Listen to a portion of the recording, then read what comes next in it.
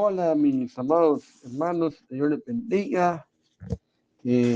Vamos a empezar un nuevo tema en este día, que es la resurrección, el corazón del Evangelio. Así se llama este nuevo tema, la resurrección, el corazón del Evangelio. Sabemos que cuando termina la Semana Santa, se llama comúnmente la Semana Santa, en diciembre es recordar la resurrección de Cristo, la resurrección de nuestro Señor Jesucristo. Y este fue sin duda el punto culminante de la obra de Cristo sobre la tierra. Ya hablamos en un estudio anterior de las riquezas, la gloria de la cruz de Cristo, ¿verdad? Pero, la cruz de Cristo encierra verdades poderosas, pero estaría incompleta sin la resurrección victoriosa de Cristo. La palabra resurrección bien proviene de la acción de resucitar, proveniente a su vez del latín resuscitare, que significa reavivar, volver a la vida, algo está muerto. Pero primero analicemos las evidencias. ¿Cómo sabemos que Cristo realmente resucitó? Y es algo que muchos críticos del cristianismo cuestionan siempre, ¿verdad? ¿Cómo saben ustedes que resucitó? ¿Cómo saben que eso no es un cuento inventado para no desanimar a los primeros cristianos y que no renunciaran a su fe, etcétera, etcétera? Vamos a analizar algunas pocas evidencias. Vamos a hablar de las evidencias de la resurrección de Cristo. En primer lugar, su muerte fue pública. Es el primer elemento a analizar.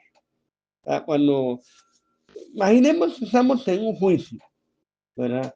Y el abogado presenta las evidencias y va construyendo poco a poco toda una argumentación, que es lo que vamos a hacer aquí.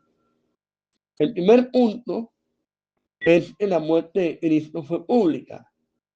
La muerte de Cristo no fue misteriosa, no fue algo de lo que hubiera duda. Fue absolutamente claro y manifiesto que falleció ejecutado públicamente.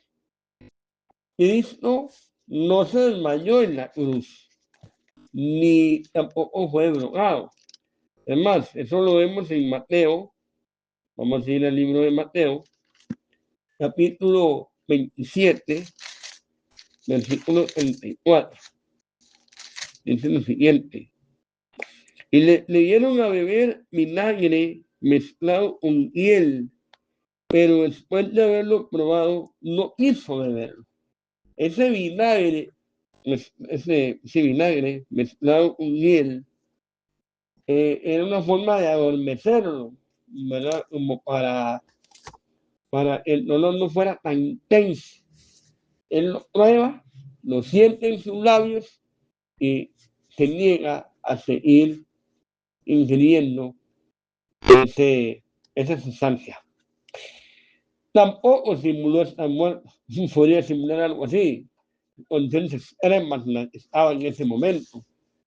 Él murió en una cruz romana, ejecutado por soldados expertos en acabar con maleantes, delincuentes y cualquier persona que se constituyese en algún tipo de amenaza para los intereses del Imperio Romano. Es decir, Cristo fue ejecutado por personas expertas en eso. No voy a agarrar los tres arabos ahí y que hicieron mal su trabajo, que nada más los mandaron a la cruz y que no. O sea, entendamos que esto es eran resultados, tenían un entrenamiento riguroso. sabían cómo ejecutar a una persona en una cruz. El gobernador e historiador romano Tácito hizo una referencia interesante a Jesús al describir cómo Nerón martirizó cristianos en el año 65 como chivos expiatorios de la quema de Roma. Aquí está lo que dijo por escrito en el año 112 después de Cristo. Abro comillas. Nerón castigó con las penas más refinadas a unos a quienes el pueblo odiaba por sus maldades y llamaba cristianos. El que daba este nombre, Cristo, había sido condenado a muerte durante el imperio de Tiberio por el procurador Poncio Pilato. Esta funesta superstición, reprimida por el momento, volvía a extenderse no solo por Judea, lugar de origen del mal, sino también por la ciudad de Roma. Tácito, Anales 15, cierro comillas. La ejecución se llevó a cabo en una Jerusalén convulsa y agitada. Los soldados romanos no podían fallar en la aplicación de la pena de muerte. Como acto adicional, hay que recordar que se acercaba el día de reposo para los judíos. Las autoridades enviaron soldados romanos a acelerar la ejecución para que los malhechores murieran más rápido. Les rompieron las piernas, pero cuando fueron a Jesús, no le rompieron las piernas, porque por experiencia sabían que ya estaba muerto. Sin embargo, como última precaución, lo clavaron en el costado. Según narra el Evangelio de Juan, capítulo 19, versículos 32 al 34. Juan 19, 32, 34. Dice: vinieron pues los soldados y quebraron las piernas al primero y asimismo al otro que había sido crucificado con él. Mas cuando llegaron a Jesús, como le vieron ya muerto, no le quebraron las piernas. Pero uno de los soldados le abrió el costado con una lanza y al instante salió sangre y agua. Es decir, ya no había sangre en el cuerpo del Señor. Y un ser humano sin sangre simplemente no puede vivir. No puede estar vivo. De ninguna manera. La revista de la Asociación Médica Americana de Estados Unidos de América publicó en 1986 lo siguiente, abro comillas: el peso de la evidencia médica histórica indica claramente que Jesús estaba muerto antes de que le infligieran la herida en su costado. Esa misma evidencia respalda el enfoque tradicional de que la lanza metida entre sus costillas derechas le perforó probablemente no solo el pulmón derecho, sino también el pericardio y el corazón, asegurando así su muerte. Las interpretaciones que se basan en el supuesto de que Jesús no murió en la cruz parecen, consecuentemente, contrariar la ciencia médica moderna. Cierro comillas. Journal of American Medical Association, 21 de marzo de 1986, página 1463. Siguiente evidencia: su tumba fue ampliamente custodiada y aún así la encontraron vacía. O sea, ya quedó claro que él murió en la cruz, que lo que bajaron de la cruz era un cadáver, era una persona muerta. no desmayada, ni dormida, ni drogada, ni sedada, ni cosa por el estilo. Pero resulta que 3 días después, su tumba está vacía.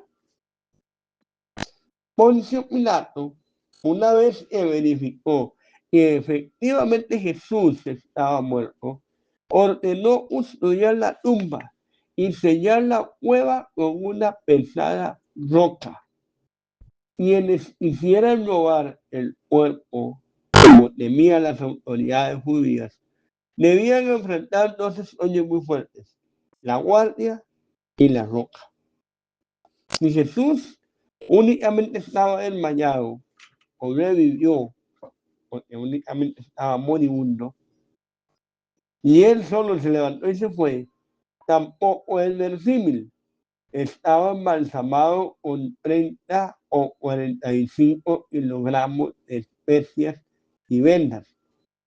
Tuvo que haberse quitado las vendas solo. La piedra de su sepulcro no hubiese podido ser movida por un hombre a quien le fue clavada una lanza en su costado.